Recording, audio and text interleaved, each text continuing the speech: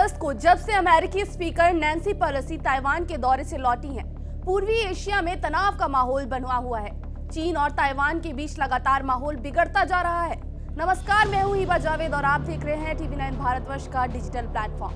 Taiwan का मसला चीन के लिए काफी जटिल है। ताइवान चीन को उसके होने के वजूद का एहसास कराता है और उसकी पहचान के लिए ये काफी अहम माना जाता है। चीन जानता है कि अगर ताइवान उसके हाथ से निकल गया तो फिर हालात बेकाबू हो सकते हैं। ताइवान को लेकर चीन इस हद तक पागल है कि वो कई बार मिलिट्री की मदद से इस पर कब्जा करने की बात कह चुका है। लेकिन अब सवाल खड़ा हो रहा है कि आखिर ऐसा क्या है ताइवान में जो चीन को इसे चाहकर भी जाने नहीं देना चाहता है।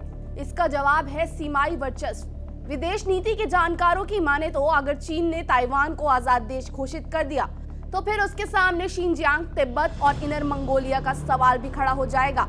हाँ, लोगों की आबादी चीन में 95% है और इसकी जमीन का आधा हिस्सा मंगोल, तिब्बत और उइगर से घिरा हुआ है। अगर चीन ताइवान को आजाद घोषित कर देता है तो फिर मंगोल, तिब्बती और उइगर अपनी आजादी की मांग करने लगेंगे। चीन के सामने उसके साथ ही ऐसे मुश्किल सवाल खड़े हो जाएंगे जिनका वो चाहकर भी जवाब नहीं दे पाएगा।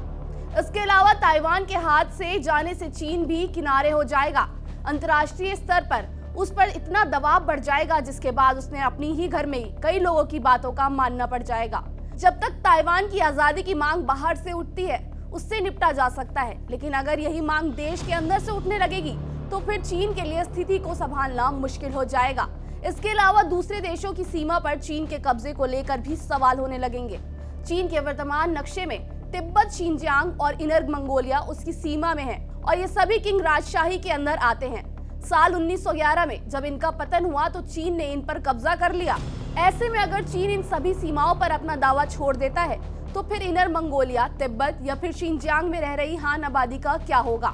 साथ ही जब इस फैसले के बाद हजारों समस्याएं पैदा होंगी तो चीन उनसे कैसे निपटेगा। विदेश नीति के जानकारों की माने तो चीन के साझेदारी से काम लेना होगा। उसे ताइवान के साथ आए मतभेदों को कम करने की जरूरत है। कई देश अब चीन से निराश हो चुके हैं और अक्सर उसकी दबंगाई उन्हें परेशान कर देती है। चीन हो सकता है कि देशों के सामने ये विकल्प रख दे कि या तो वो चीन की स्थिति को स्वीकार करे जैसा कि अभी वर्तमान में है, या फिर चुप रहे। पश्चिमी देशों की नीतियां चीन की समझ से विपरीत है।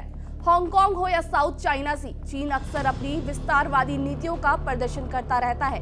हांगकांग को वापस लेकर चीन ने अपनी इसी विवाद नीति को सबके सामने लाकर रख दिया है। साउथ चाइना सी में चीन इसलिए आगे आया क्योंकि मलेशिया और वियतनाम यहाँ पर अपने कदम बढ़ा रहे थे। चीन को मालूम था कि अगर वो यहाँ पर नहीं आगे बढ़ेगा तो ये हिस्सा उसके हाथ से निकल जाएगा।